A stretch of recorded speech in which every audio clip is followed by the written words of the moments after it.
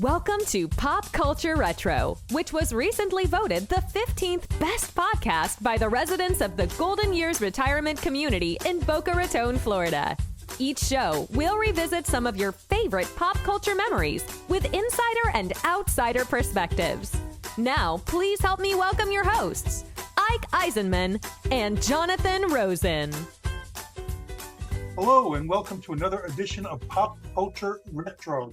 I'm one of your hosts, Jonathan Rosen, along with Ike Eisenmann, and today we are thrilled to welcome one of the longest tenured writers for Mad Magazine. He was also the original writer for the legendary game show Match Game, as well as the co-host of the podcast The Daily GizWiz, and author of the memoir Good Days in Mad, and most importantly, a fellow Brooklynite. Please help us welcome Dick DeBartolo.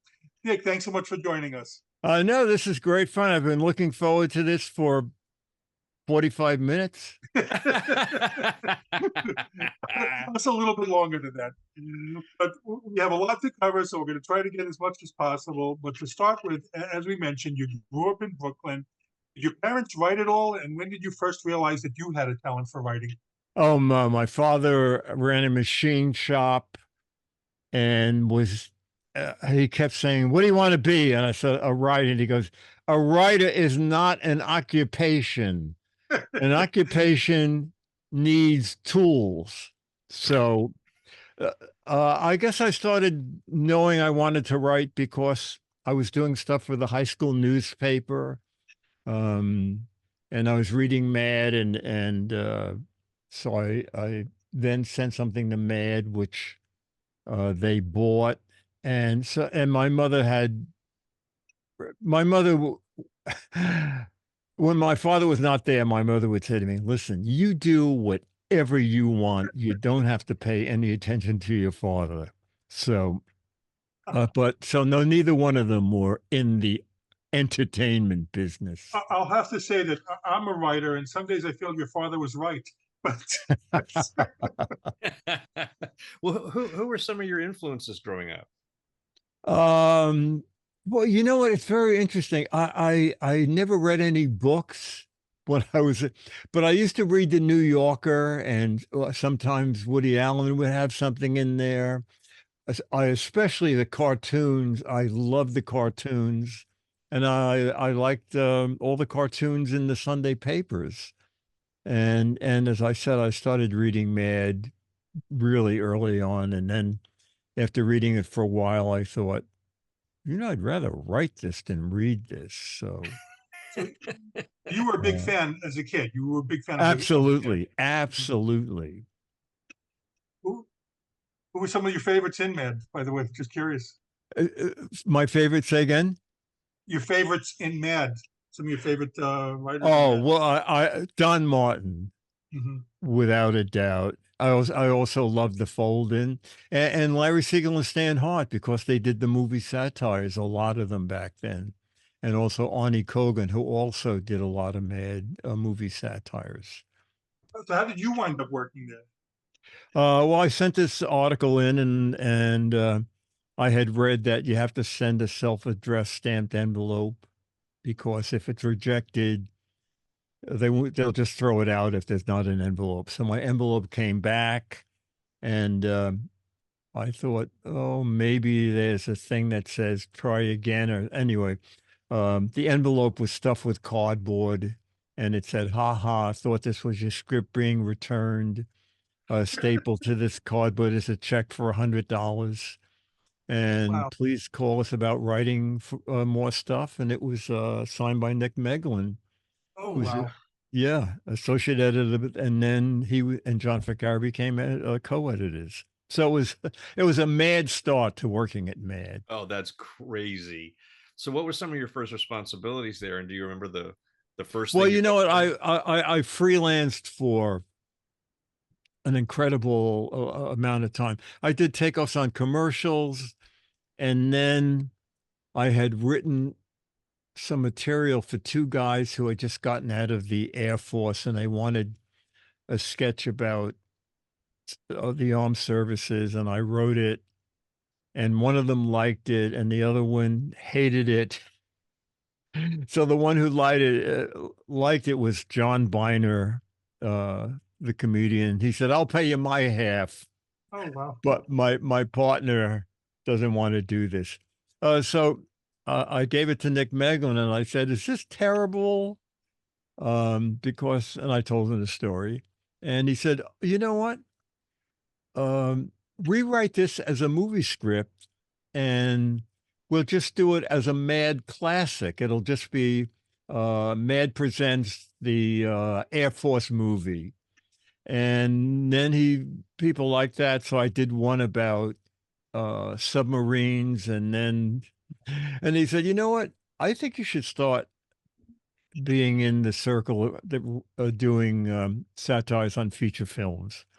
And that got me into the Poop Side Down adventure and the Towering Sterno, and started doing the big things in Mad. I remember reading the Poop Side Down one actually at the time.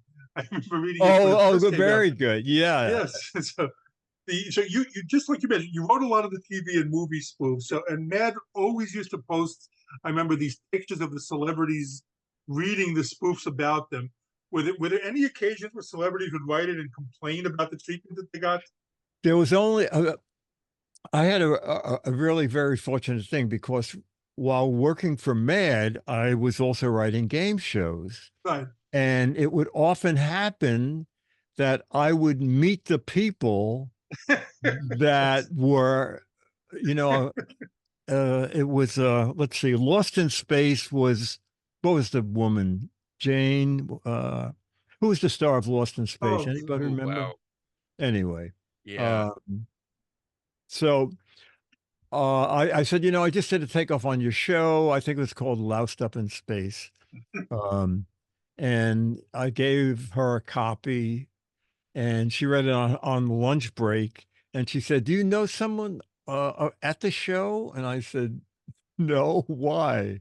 She said, "Well, your plot is very similar to something we're going to tape like 3 months from now." I said, "Oh, okay. Well, this is great. This is great that I actually got on the same line that you are." But Is it June Alan Lockhart? Is Alda, that it? June Lockhart? June Lockhart. Yes, yes, it was June Lockhart. Um, but Alan Alda was on, and he said, "You work for Mad, right?" This is backstage. And I said, "Yeah." And he said, "I think they were very unfair to MASH in their satire." And I said, "You know what? I didn't write that, but let me tell you a little bit of background. When we satirize a sitcom, it is very hard to do because you guys are doing all the best jokes. And so we have to kind of find a fault, or take something that's so and make it into a fault, just so there's something to write about." And I said, "Alan, the only reason MASH is in Mad because your ratings are through the roof, and we have to satirize things that are wildly popular, as your show is." And he said, "Oh my God, I'm so glad I spoke to you. I feel better now." And so that's the only one that I know of that complained about something. Wow. Well, it's nice you had a moment with them, because those things can eat up people. Yeah, Yeah. yes, it's fascinating. It is fascinating. Yeah. Well, at what point did you go from having to get approval for everything to basically having a regular feature and being in charge? You know, there was I forgot what it was. There was a satire that Al Feldstein called me in and said, we need this script punched up because it's just a little flat. Is it possible you can do that?" And I said, "Yeah." And he said, "The problem is we need it on Monday." I said, "Okay." And he goes, "Today's Friday." I said, "Yeah, I have the whole weekend." So I I did it, and then I thought the jokes didn't it looked a little jerky, so I just wrote a whole new script. Anyway, Bill called me in and he said, "Listen, this was great what you did over the weekend." And Al was very happy. "Can we do anything for you?" And I said, "I just want to be in every issue." And he said, "Well, that's simple. Just keep writing." And so I kept writing and had enough stuff to get in every issue for almost 50 years. Wow, amazing. Mm. Going back to like you said about Alan Alda getting upset, I'm just curious. Were there any stories that maybe got turned down because they were worried that it might upset somebody the wrong way? No. No, nothing. No, no. And the funny thing is, people would say, "Oh, you must get invited to all the previews." We never got invited to previews. The only time you would get an invite to a preview is when the studio knew it was going to be a terrible movie, and they figured, let's at least get Mad to satirize it. That'll maybe get someone to go to the Oh, that's theater. funny. Yeah, no, Mad really sort of operated totally independently. And again, the Goodson Todman background had a lot of benefits for me because for Mort Drucker and Jack Davis, they needed reference for what the stars looked like. And you couldn't call us Mad Magazine and said, "We want the press kit," because they would know instantly that you're going to trash their movie. But if I would call from Goodson and just say, "Hey, I'm over here at Goodson Todman and they're talking about maybe somebody from the movie being on one of our shows. You just get me the complete press kit." And then I would just bring it over to Mad. Oh man. Well, when we had Sergio Aragonis on. Oh yes. Yeah. He spoke about some of the legendary vacation writing retreats that the staff took. Do you have any behind the scenes of Mad anecdotes? Sergio and I had a great time because we both knew judo. And we did this twice where Sergio, I think it was Puerto Rico, Sergio said, "Why don't we have a fight out at the pool?"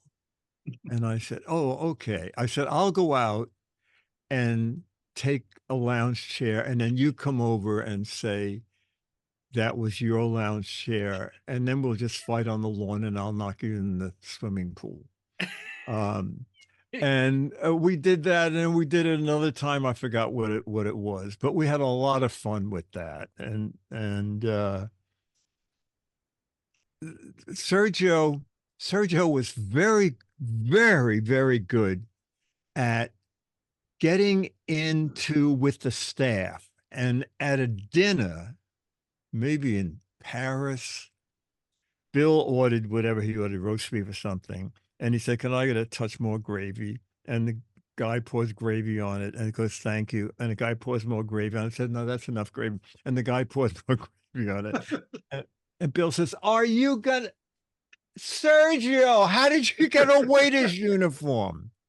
Oh my gosh. Yeah. He was just great at that. And then we were at some other place where there was a picket line, and some of the guys were taking pictures of the picketing.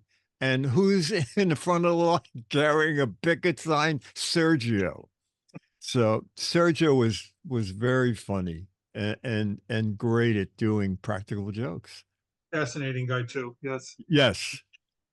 Now, I'm curious also, Mad had other vehicles like associated with them during their time, like, Mad TV or the movie Up the Academy. Does anyone at the magazine had any say in content when that happens, or no? Nothing? The Mad TV was a licensing deal where they licensed, I think, Don Martin stuff and could use the name. And it's very funny because when Mad TV started, my agent called them and said, I represent a writer who does a lot of the movie satire. And the guy at the other end said, "You know what? I don't know why I have to say this, but we were told we should not hire anybody from Mad. Oh, wow. Yeah, I know. Backstage story, I think it was because the company that did it had approached Bill many times about licensing Mad's name, and Bill would never do it. And I think like the day Bill died, they made a deal directly with Warner. And then, like, I guess as revenge, they figured we don't want anybody from Mad involved with us. So it's just a licensing deal. Why get people who've been doing this for years and years, right? Yes, exactly. Why do we want someone from Mad Magazine on the Mad Show? Right. I mean, that's ridiculous. Well, it's Hollywood. It makes perfect sense to me. Yes. Yeah. Yes. Well, you had already mentioned that you were writing for television at during your early days at Mad. How did that first come about? I had a friend who worked for Goodson Todman, and he said, we're doing this show called Match Game, and he said they need sort of lighthearted questions, and he said, why don't you come in for an interview? So I went in, and they told me what it was, and I don't know if you've ever seen. I think only 1 week of the original year of shows exist, but right, I read that. Yes, so the questions were, name a red bird, name something you do with an egg, name a car that's no longer made. Those were the questions. And 10 months in, Goodson called me in and he said, listen, NBC's not picking up the contract. He said, you still have 2 months of shows, but I'm just telling you now in case you want to put feelers out for work. And then over the weekend, I thought, this show is kind of fun, but the questions are dreary. And I thought, how could I punch this up? And then I wrote a few Match Game questions. And the very first one, which I bounced off Goodson, I said, Mark, why don't we just do silly questions like, Mary liked to pour gravy on John's blank. And so Goodson laughs and he goes, well, that's funny, but what will they say? I said, they'll say meatloaf, they'll say mashed potatoes. He said, well, it's canceled, do what you want. So I started doing those, and the first couple of shows we just did like straight question, blanks, straight. And then Goodson called me in after a few weeks and he goes, you know what? He said, the rating is picking up and NBC is in for another year. So just keep writing those questions. So it stayed in New York for about the first 6 years. And then he said, listen, there's something new coming out called syndication, and I'm moving the show to California. Do you want to go to California? I'll move you out there. I said, Mark, I was born in Brooklyn and I live in Manhattan. I have a boat. He said, well, I'm keeping these offices on the East Coast. He said, as long as there's a Match Game, you'll have a job. And then he went and died and I lost my job. But he said, listen, syndication's going to take a year or two. Pick another Goodson Todman show and just tell them that Mark said you're hired. So I went over and I worked on To Tell the Truth for a while and What's My Line for a while. So it's great. It's amazing because you really, I mean, people don't realize it, but you single-handedly saved Match Game. I mean, you were responsible. No, I know. People often say, God, if they had given you like 1/2 of 1% of that show, you would be set for life. Because, it runs in other countries and it's blankety blank overseas. But but I gave myself 18 years of employment too. So yeah, well, not too bad. Well, what was Mark Goodson like? Oh, Mark Goodson was not a laugh riot. I don't know. He was very serious. From time to time, I would do a practical joke.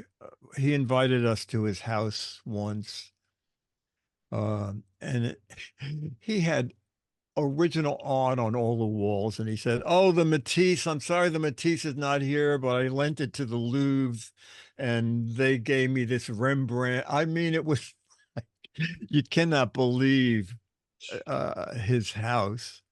And anyway, on pretext on something, I took out my wallet. And back in those days, they had, all the photos on this thing. And every one of them was a picture of Mark Goodson. And I said, "Oh, Mark, I'm so sorry. I'm embarrassed that people know how much I love your work." Anyway, so he did smile at that. I also want to ask about, Gene Rayburn. It's amazing to me because as you read more about him, I was like shocked that he was a song and dance man, that he was also in the first version of The Tonight Show. What were your thoughts about him? How did you get, Gene was very talented. He filled in for several months on Broadway for Dick Van Dyke, yeah. Dick Van Dyke and Bye Bye Birdie. I never would have thought that. That's amazing. No, and he started here. I knew him first as a DJ. He was on WNEW here, Rayburn and Finch, and he was very funny. And we used to get in trouble with Goodson because on the original Match Game, after about 5 questions when no one matched anything during the commercial, Rayburn would say, "Dick, come on camera, do anything. We're dying out here." And I would just get up and start walking across the stage. And he goes, "Excuse me, sir, can I help you? This is a game show. We're on the air." I said, "Oh, I'm playing golf out in the hall. Didn't the ball come through here?" And then Gene would call me and go, "Goodson had a fit that we did that." He said, "It's a game show. It's not a comedy show." But then the new Match Game, suddenly, I think Goodson realized how funny Gene could be and let him do whatever he wanted. That's the terrible thing about Gene was when they brought Match Game back and didn't hire him.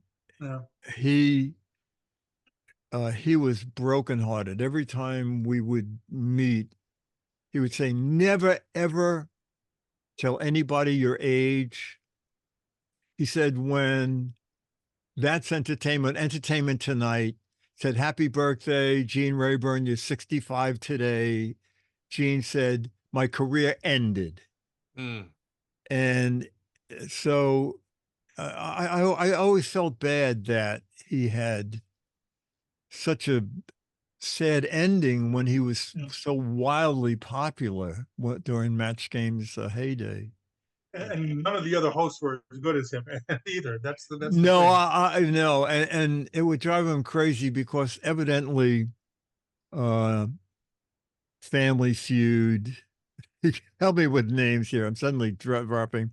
Who hosted Richard Dawson? Feud? You say? Yeah, Richard Dawson had signed a contract for like 5 times Gene's salary. No. And he said, "Oh my God, do you know what they're paying him and what they're paying me?" And so I always felt bad because Gene was great. After you made the change, you said that the ratings picked up with the change in format of questions. Yes. How long did it take for you to start seeing those ratings pick up? Just a month or so. Because it turned out that Match Game became incredibly popular with students, high school and college kids. And because it was on at 4 o'clock, so kids were just getting home from school, and there was enough point rating going up over, I guess it would be enough to get 6 weeks of ratings to know that something was happening over at Match Game.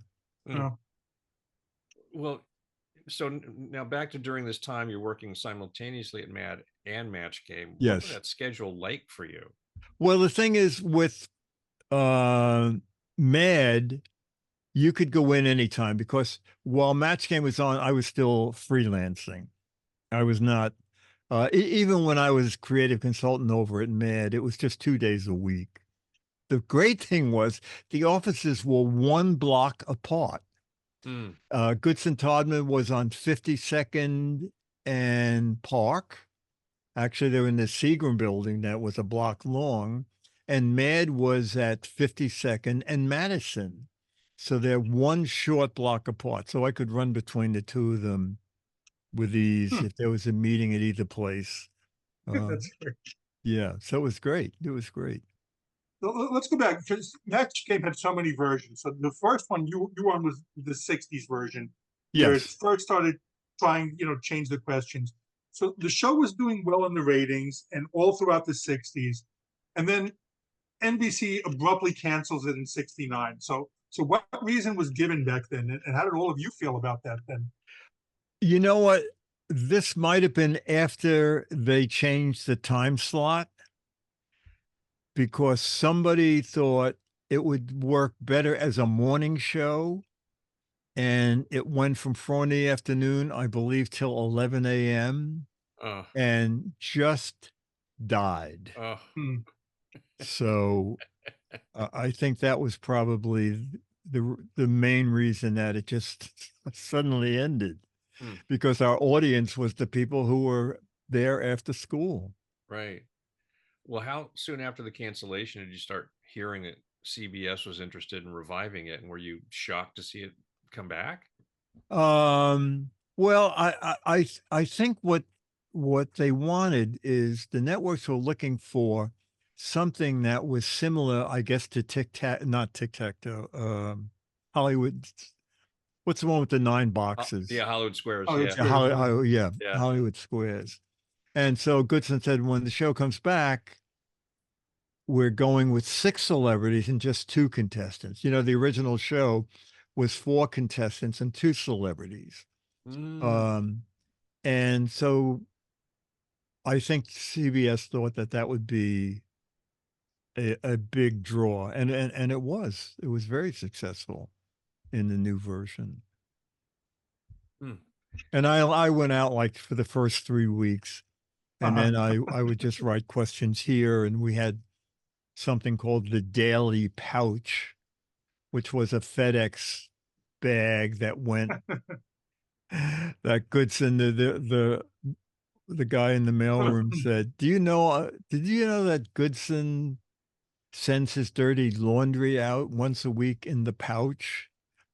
From LA to New York, because he has a French laundress in New York, and he likes the way they do the laundry. And I'm thinking, that's money, where you send your laundry cross country. Yeah, absolutely. My gosh. So you mailed in the questions for the new show. Okay. Yeah, I just dropped them in the pouch. Yeah. Oh, okay. Yeah. Was wondering how that worked. No, just Ricky would say, you have anything for the pouch? The pouch is going out at 5 p.m. And I had a day of the week. I think I was on the third Thursday pouch. I forgot what it was, but once a week the stuff would go out. Okay. And then they added 3 writers in California. I was just one of the writers after it went out there. Did you have any say in what questions would be used, or no? No. Mine just went out there, and they did what they wanted. Also, when the new version started, the one in California, would they change it to 6 celebrities? Were you privy at all to any of the decisions making that was going on regarding cast? I mean, Richard Dawson was one of the first ones cast, and so what led producers to him? Do you know?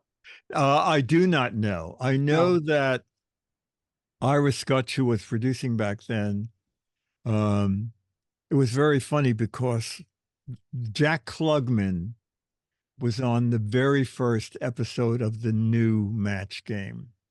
And a couple of weeks after the show, Jack Klugman called Ira Scutch and said, can you put my wife, Brett Summers was his wife, can you put her on just one single show, because she's driving me crazy. She wants to do it.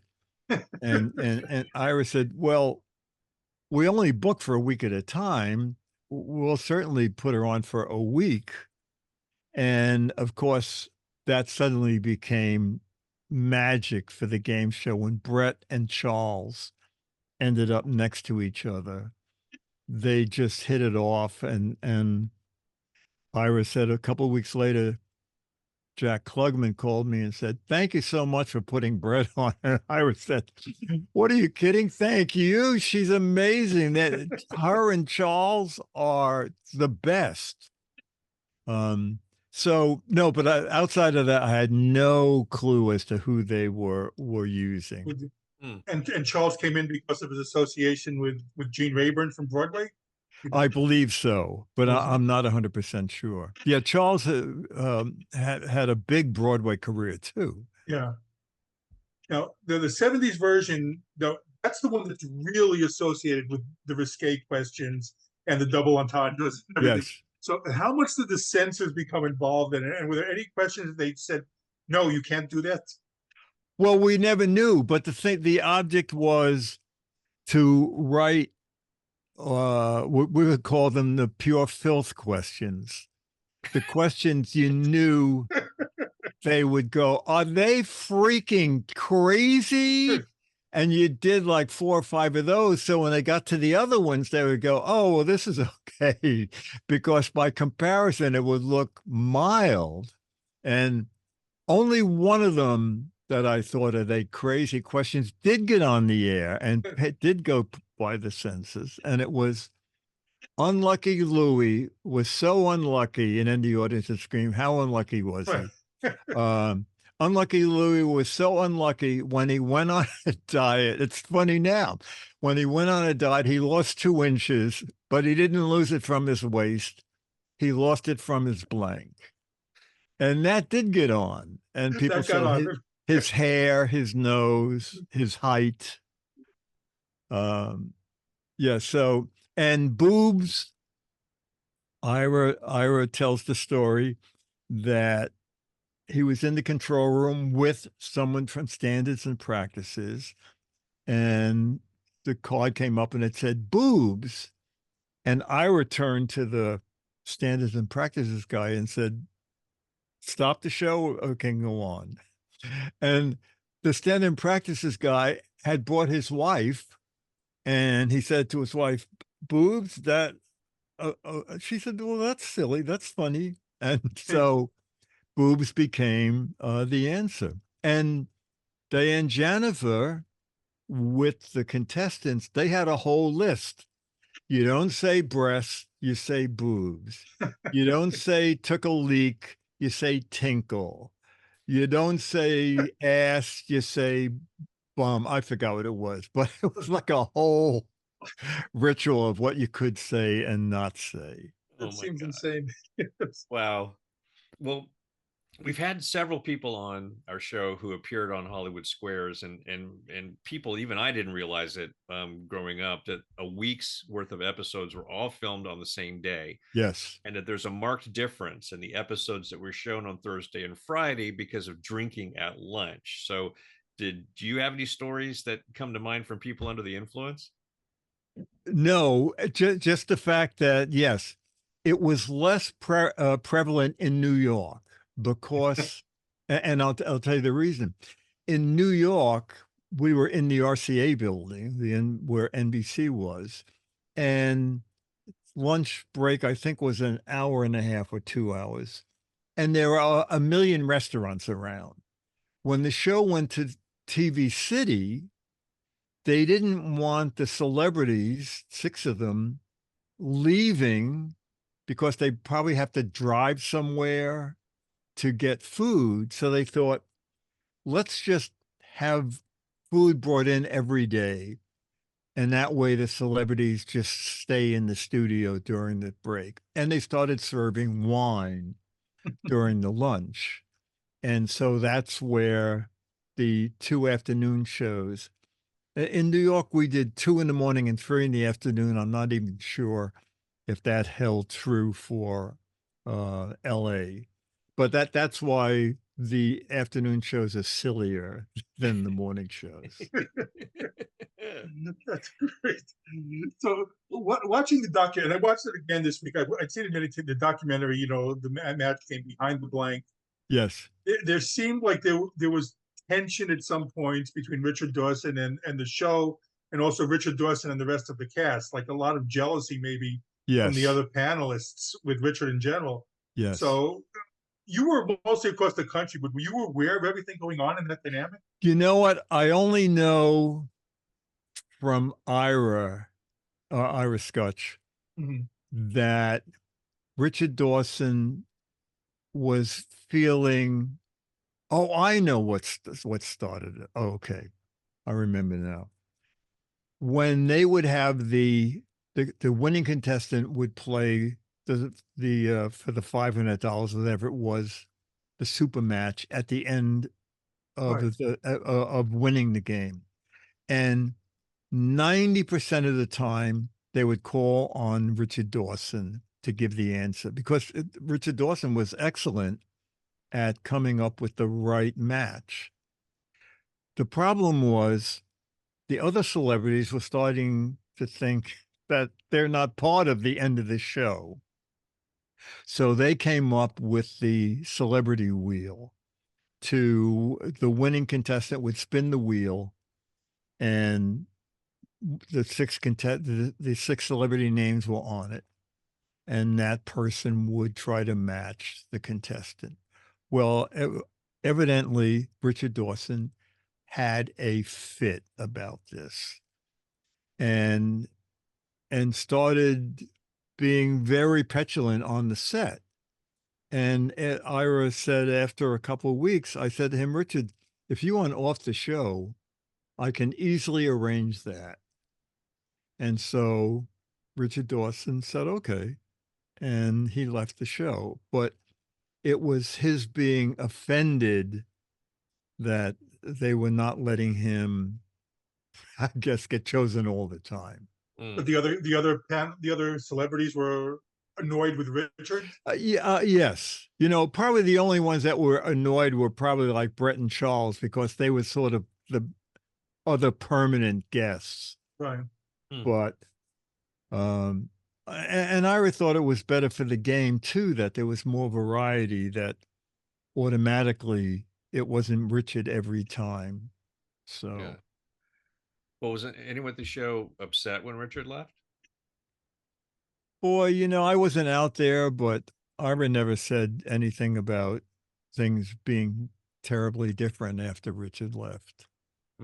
Gene was probably happy. Well, you worked with Richard in Family Feud as well, right? Yes, I wrote stuff for Family Feud. How did that go? How did that whole experience then go? That was the same thing, sending questions in. For a while, Goodson called me one day and he said, didn't you write stuff for Rayburn when he did the Tonight Show? And I said, yeah. He said, I'm trying to talk him out of it, but Richard Dawson wants to do a mini monologue at the beginning of Family Feud. And he said, just think about what kind of thing he might do or something. And then Goodson said, he said, you know what? I managed to tell him it's a game show. And although you can be crazy and nutty on the show, it doesn't make sense you would start a game show with a mini monologue. So. Oh, you didn't have much interaction with Richard when you. No, none. Rayburn, yes. The Tonight Show. I saw the clip of you going out on the Tonight Show when Rayburn hosted. That was hysterical. When you did the pratfall. Yeah. So he called me in. He called me up one Monday and he said, I'm hosting the show this week. He said, 3 of the writers didn't come in. And the 2 that are here, he said, I know these jokes because I heard Johnny do them. And he said, they really only want to write for Carson. He said, if you come in, I'll just pay you out of my own money. And I said, oh, Gene, I'll just come in and do it. I said, it'll be fun. So I went in and helped with the monologue. And then like Tuesday or Wednesday, he goes, you know what? You're crazy. Cook up something and be on the show. And since I could do pratfalls, like we were talking about earlier with Sergio and me, I said, Gene, I'll do the National Safety Council and I'll come out and I'll trip. And we didn't tell anybody because you can't rehearse tripping, because I thought if I do a rehearsal and break my leg, then it'll never be on the air. So if I break my leg, I'd rather it be on video. So that's what I did. And it worked out very well. Your website has many clips of different things that you've done for the end. You did something similar on Match Game where you when Lauren Bacall was on, actually. Oh, Lauren Bacall was so funny. We had a lot of fun backstage. And I think one of the most memorable things about Match Game was I was talking to her in makeup and I said, Lauren, what do you think? And she said, Dick, call me Betty. My friends call me Betty. And I thought, oh my God, I'm calling her Betty. I'm her friend. No, and sometimes you look back and you think, did I really? I asked her once, I said, Betty, why are you doing an instant coffee commercial? Do you remember that? Yes. Yeah. She said, oh, that's easy. She said, it was 3 hours work and it paid $250,000.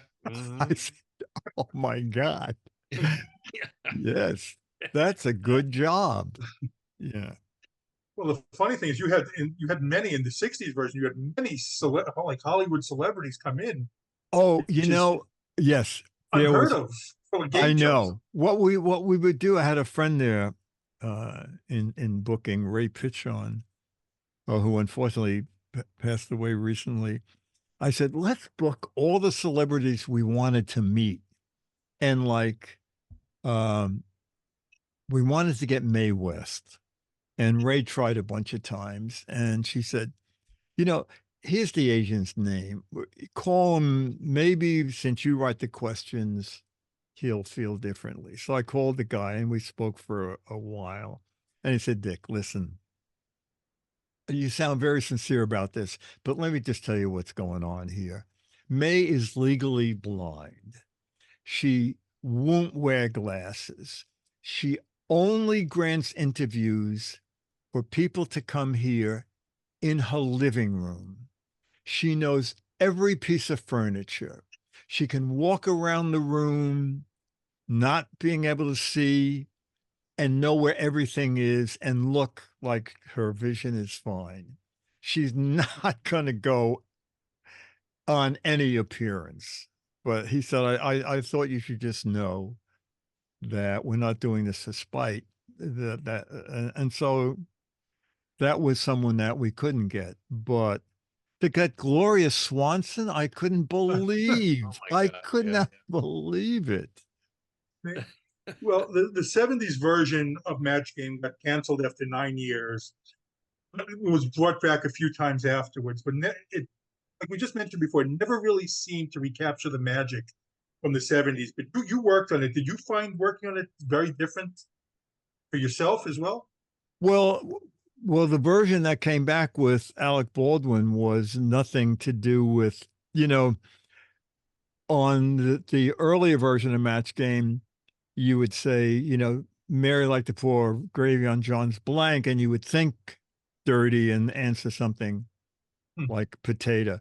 But on the Alec Baldwin thing, they would just say, on his Johnson, on his pecker. I mean, his balls, the first couple of weeks, I thought, there's no innuendo here. They're just putting the words on the card. But that had nothing to do. And then there was a version in Canada, but I got a call once or twice, and I just said, ma'am, somewhere there are probably 100,000. I wrote 40,000 questions. Oh my God. In those 9 years. And I only know because we never knew how to file match game questions.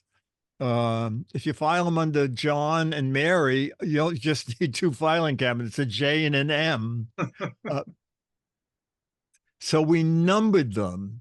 And then when I was numbering 29,800. And I said to Gene Copeland, I said, Gene, why are we numbering these things? So she said, all right, just start doing them. And then for a short time, we wrote the celebrities' names. Do I have let me just, this is very funny because I was talking to someone about this. Here is, let me see. For some reason, wow. When I talk, my camera does not come up. No, it's showing there. Okay. So this is an original match game card. Wow. And it was question 13,959. Okay. It was played. Jane Mansfield and Bennett Cerf. What a combination. Wow. And it was on the taping of 3/9/1966. And I've told it many times, but do you know the Jane Mansfield story on Match Game? I can make it real quick. No, let's hear it. Okay. So one of my jobs was to go into the celebrities for the first time, to go in the dressing room, see if they needed anything, understand the game, wanted something to drink. So I go in and Jane has a stack of books. I said, oh my God, Jane, what are you reading? She said, well, I never finished college and show business is nothing but waiting. So I'm working on getting my degree. And you need anything? No, I'm fine. So anyway, after the first show, I leave the studio to go to the men's room. Jane's at the elevator. I said, Jane, where are you going? She said, well, the show's over. I said, you're doing 5. She said, no, they just booked me for 1. I said, Jane, can you come back to the studio because I'll get canned if I let you go? She said, oh, yeah, yeah. So we go back and call her agent and give the phone. And Jane said, oh, I'm sorry. She said, but I don't have anything to wear. So all the women on the staff start swapping clothes with her. And Audrey Davis lent her a sweater. And Audrey said, when she gave it back to me, it was 3 times the size it was before I lent it to her. But I keep it because Jane Mansfield wore my sweater. So that's great. That's fantastic. Yeah. Well, what would you say about where Match Game stands in game show history? What would I say about it? Yeah. Yeah. I think it was a huge part of Match Game history. The fact that people still watch it, the fact that, I don't watch it anymore. I'm not even sure if it's on Buzzer or anymore. It's still on. I still watch it. Yeah. Yeah. I mean, it was an astounding thing. When I would be at a party or something and say, what do you do? I say, I write stuff for Mad. Men would say, oh my God, you write for Mad. But women would say, oh, you write for Match Game?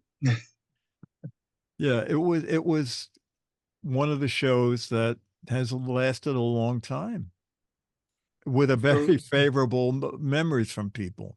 It's an iconic show for sure. I mean, I actually still find myself getting annoyed by 50-year-old answers that contestants get. Yeah.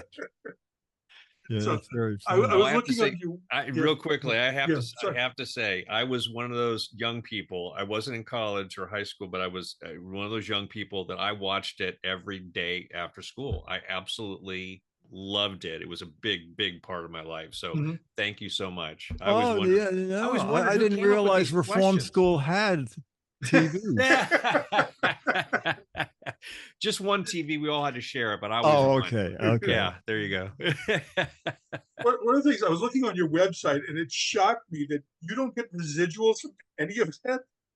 No, I have one. Yeah, the check is there on my website. Right. I got $1.12 for Match Game, and I called up and I said, $1.12. So is that every week? Or the person said, no, it's forever. Oh my God. That's I got 79 cents for Family Feud. So, oh, wow. Yeah. It's horrendous. Really horrendous. Yeah. So much for retiring on residuals. Yeah, exactly. Well, tell us about your podcast, The Daily GizWiz, which has been going on. Now it's called just The GizWiz. Oh, The GizWiz. Okay. Yeah. Right. No, that's okay. It used to be every day of the week on a network called Twit, This Week in Tech. And then the editor said, can you not just do 5 gadgets in one show so we don't have to edit? Anyway, the GizWiz started indirectly because of Goodson Todman. There was a woman there, Barbara Griff, one of the producers on To Tell the Truth, left Goodson Todman to our local station here owned by Metro Media, Channel 5. And she called me and she said, is your office still full of weird gadgets? And I said, yeah. She said, did you ever think about coming on television and showing them? And I said, no, but I'll do it. It sounds like fun. So I went over. The show was called Saturday Morning Live, and they had a pet person and a gardener and a cook and a handyman. And I showed some gadgets, and a couple of weeks later, she said, we got male people like this. Can you do it again? And I did. And then she said, can you do it every week? So I said, why not? And then I got a call from Regis and Kathy Lee back then. Can you do gadgets for us? Or you under contract to them? And I said, no, I can do it for anybody. So I started with Regis, and then I went over to Good Morning America for 5 years. And now I'm on World News Now, the overnight news once a month. And that led to the Loving Gadgets. And then I met Leo Laporte, who owned Twit. And he said, I do a weekly show and a monthly show. I want to do a daily show. Can you do that? And I said, okay. And that started the Daily GizWiz, and then it became the GizWiz. And then it became listener supported because it was hard selling ads. I wasn't crazy about doing ads anyway. But it's very funny because this month I'm starting year 19. Amazing. So for a podcast, that's pretty unique that something would run 19 years. Amazing. It really is. Going back to Mad, you wrote your memoir, Good Days in Mad, yes. which I ordered this week, by the way. So were there any things, what prompted you to write it? And were there any things that started coming back to you that you had forgotten about? Well, I met a guy called me, he was an agent for a publisher. And he said, now that Bill's dead, would you think about writing a book? And I said, I don't want to write a book. I said, a movie satire is like 7 pages max. I'm no. And so nothing happened. And then a couple months later, he said, let's have lunch again. I said, okay, but I don't want to write a book. And this time he said, if you wrote a book, it would keep the memory of William Gaines alive. And I said, you know what? You just said the magic words. I said, because that would be great. I said, okay, I will do it. And he was very good. Actually, he was representing me. He didn't work for a book publisher. And so we got 2 offers for the book, one from a big publisher. And that meeting went like, Dick, we have a lot of people on staff and we have comedy editors who can help you along. And I thought, oh, dear God. And then I went to another publisher back then. I think they were out of business now, called Thundermouth Press. And this guy said, Dick, your book would be a feather in our cap, and you can do whatever you want. We have an editor who will just edit for possibly grammar, but this editor knows how to edit in your voice. So these were all the right things that this publisher was saying. And so I went with them, because a book publisher who thinks you're going to be helped along by their comedy editors doesn't make sense. They don't know Mad. So in it, I just related many stories with Gaines, the most famous of getting him into the Statue of Liberty in the middle of the night. We'd go shopping every other month, Bill and his wife, Annie, at the time, and I'm married to a guy, Dennis. And Annie was the original GPS. Bill couldn't see well. Annie could see great. Bill didn't do directions, but had a driving license. Annie couldn't drive. So it took the two of them to drive us to New Jersey to the supermarket. We're always terrified, thankfully, to get home. Just to buy stuff, because stuff in New Jersey was way cheaper than New York City. And over the years, Billy and I just became great friends. And he was an amazing person. He would do, one day he said to me, write down Saturday. It was like months in advance.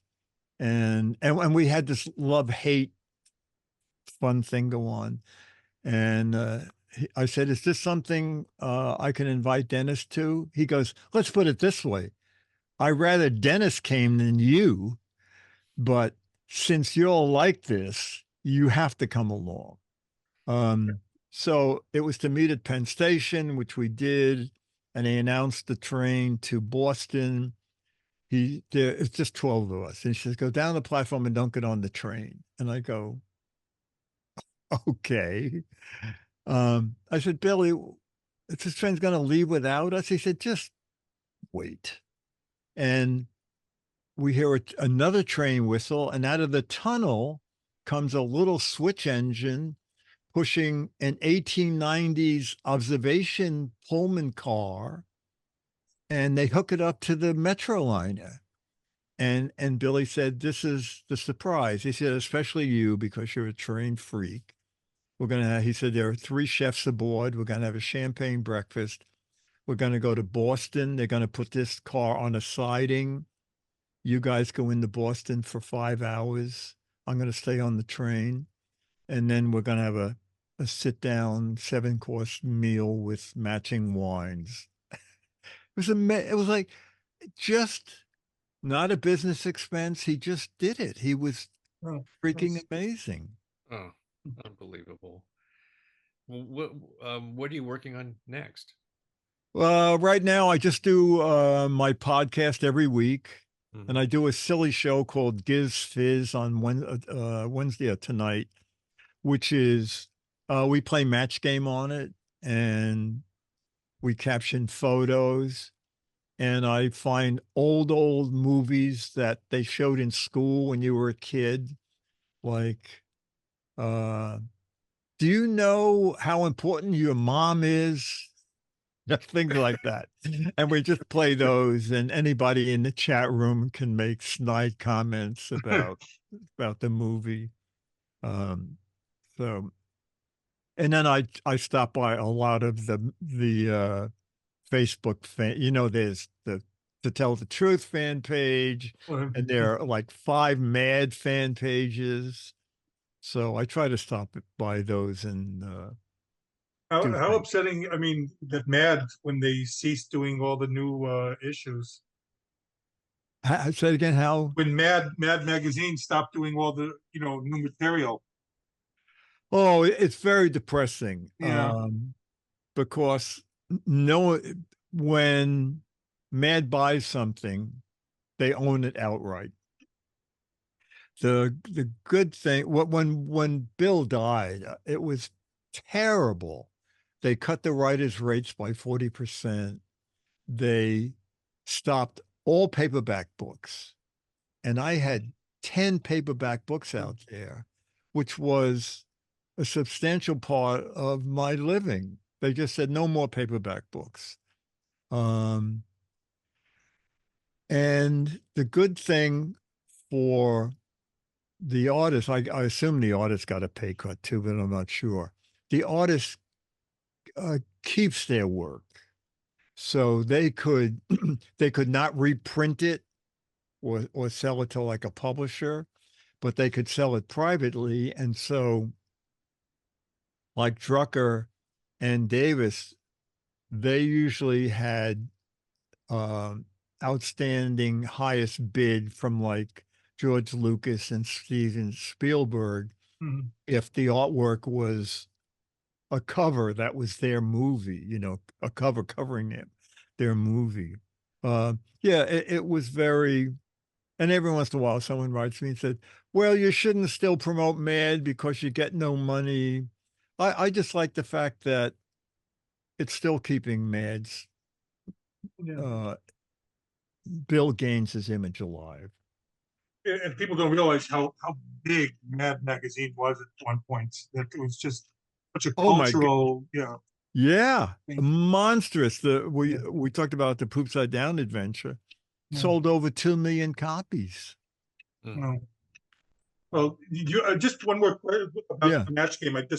Now, out of all the time in Match Game, do you have like a favorite celebrity that that came on frequently? Oh, well, yeah, Lauren Bacall.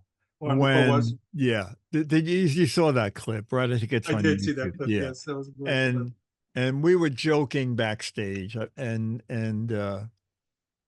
she came out and she sat down, and she was still laughing about something, and I was sitting. I would sit about 3 feet from Gene Rayburn, and I had the Match Game, these yellow cards that you see. I had a stack of them, and I was on the headset with Gene Coleman in the control room, and we would talk. And if they were doing terrible, Gene would say, "What's on the board that's easy?" And I would say, "How about we just do a rose is a rose is a rose is a blank?